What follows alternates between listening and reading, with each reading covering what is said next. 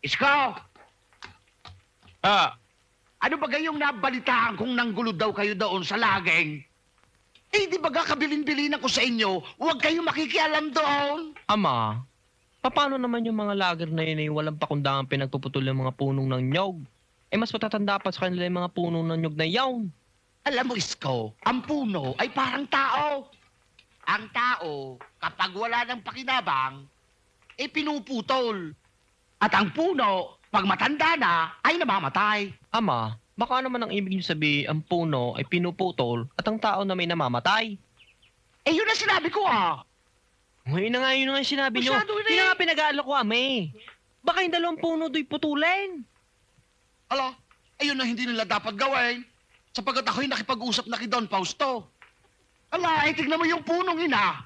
Alay, tinamaan ng kidlat. Eh, anong nangyari? Namatay ang ina mo nang wala sa